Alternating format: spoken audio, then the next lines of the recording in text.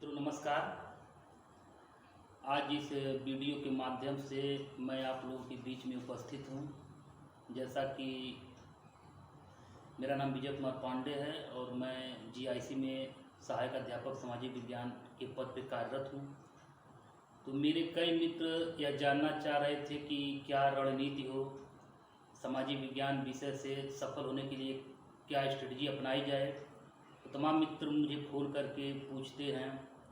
मैं अपनी जो अनुभव है, जो रणनीति है, उनको बताने का प्रयास करता हूँ। तो ऐसे ही मेरे दिमाग में आया कि क्यों न उन मित्रों के लिए कुछ करूँ जो हमसे नहीं जुड़े हैं किसी माध्यम से। तो इस वीडियो के माध्यम से मैं उनको कुछ अपनी रणनीति या अपना अनुभव बताना चाहता हूँ। मित्रों, परीक्षा जैसा कि सुनने में आ रहा है कि आगामी महीनों में होने वाला है, अक्टूबर नवंबर या अधिक से अधिक दिसंबर तक परीक्षा होने की संभावना है। तो इस समय आप अपनी पढ़ाई को धार दिए होंगे, अपनी पढ़ाई बहुत तेज़ी से कर रहे होंगे। तो आप अपनी पढ़ाई को जारी रखिए। मैं आपको बस कुछ बातें बताना चाहता हूँ जिस पे आप गौर कर सकते हैं। मित्रों, मेरा जो अनुभव रहा है, मैंने जो अनुभव किया तो उसको आपके बीच में शेयर करना चाहता हूँ। मेरी जो स्ट्रेटजी रही, इस समय आप अपनी पढ़ाई को 2 भागों में बांट लें। पढ़ाई को 2 भागों में बांटें और पहले भाग में आप अपने नोट्स या अपनी किताब, जो भी आपके सिलेबस का है, जो भी आपके पाठ्यक्रम का है, उसको पढ़ते रहिए। बहुत तेज़ी से बार बार पढ़ते रहिए। उसमें आप, जैसा कि अगर आपका इतिहास और पॉलिटिकल साइंस है तो उसमें आप कोटेशन को ध्यान दीजिए। जो कोटेशन जो विभिन्न विद्वानों द्वारा कहे गए हैं, राजनीतिक चिंतकों द्वारा कहे गए हैं। इसके अलावा जो विभिन्न संवैधानिक पदाधिकारी हैं, नवनियुक्त पदाधिकारी हैं, उनको आप ध्यान दीजिए। जो महत्वपूर्ण अनुच्छेद है उसको ध्यान दीजिए। संवैधानिक पदाधिकारियों के वेतन या अन्य सुविधाएँ हैं उसको आप ध्यान दीजिए। इसके अलावा इतिहास में जो विभिन्न युद्ध हुए, विभिन्न संधियाँ हुई, विभिन्न जो भवन बने हैं, मंदिर भवन बनाए गए हैं, उनके जो निर्माणकर्ता हैं उस पर आप ध्यान दें, उसको कंठस्थ करने का प्रयास करें। इसके अलावा इतिहास में आप एक चीज़ और देखें, जो क्षेत्रीय राजवंश हुए हैं, जो क्षेत्रीय राजा हुए हैं, उनके बारे में भी आप गौर करें। और दक्षिण भारत का जो इतिहास है उसको भी आप विशेष तौर से पढ़ें।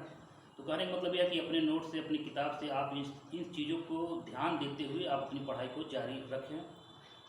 और जो मैं दूसरी बात बताना चाहता हूँ, जो दूसरी स्ट्रेटजी है, वह यह है कि आप ज़्यादा से ज़्यादा ऑब्जेक्टिव सवाल लगाएं। क्योंकि यह परीक्षा जो है ऑब्जेक्टिव प्रकृति की है, इसमें वस्तुनिष्ठ प्रकार के सवाल आते हैं। तो आप ज़्यादा से ज़्यादा ऑब्जेक्टिव सवाल लगाएं।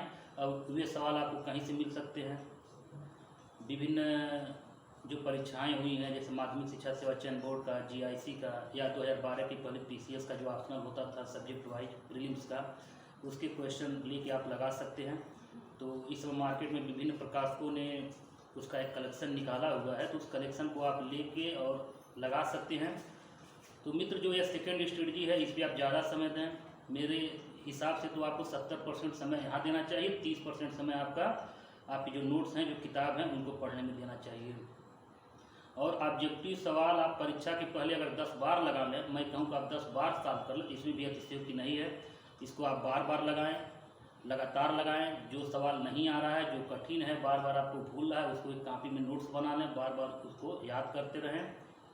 तो मित्रों, परीक्षा तक आप पूरी तरह से एक आत्मविश्वास से भर जाएंगे। आपको पूरा कॉन्फिडेंस आ जाएगा। ऑब्जेक्टिव सवाल सॉल्व करने से आपको कॉन्फिडेंस आ जाएगा और निश्चित ही आप अच्छा करेंगे। इधर कुछ वर्षों से या पिछले कुछ सालों से देखा गया है कि सामाजिक विज्ञान में इतिहास के पेपर कुछ स्तरीय आ रहे हैं, कुछ स्तरीय सवाल आ रहे हैं। तो मित्रों, मुझे केवल एक बात कहना है इस संदर्भ में कि आप अपनी पढ़ाई को अपने लय से, जिस लय से आप पढ़ाई कर रहे हैं, जारी रखिए। आप आसान सवाल न गलत करिए। हम कठिन की वजह से नहीं बाहर होते हैं, हम अक्सर आसान सवाल मिस कर जाते हैं, इस वजह से हम बाहर होते हैं। तो जो आसान सवाल हैं, जो रिपीटेड सवाल हैं, वो आपसे गलत ना हो और आप अपनी पढ़ाई को इसी तरह करिए। आप निश्चित ही सफल होंगे। हमारी शुभकामनाएं आपके साथ हैं। नमस्कार।